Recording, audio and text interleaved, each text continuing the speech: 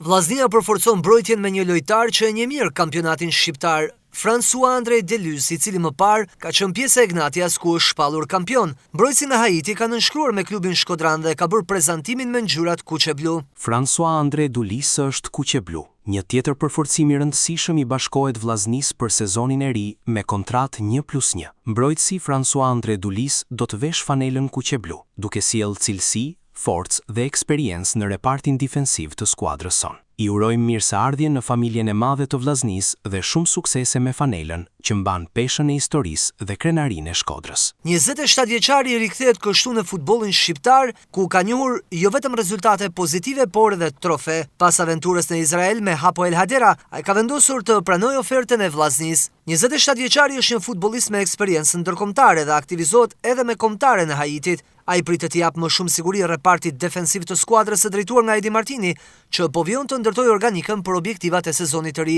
Kuqeblut kanë bërë shumë ndryshime në skuadrë këtë verë. Ata kanë ofruar kryesisht lojtarë që kanë luajtur me skuadra të ndryshme të futbollit vendas. Një ditë më parë u zyrtarizua Mehmeti që vjen nga Partizani, ndërkohë që me vllaznin ka firmosur edhe Musa Elbasanit apo Kobiliari i Tiranës.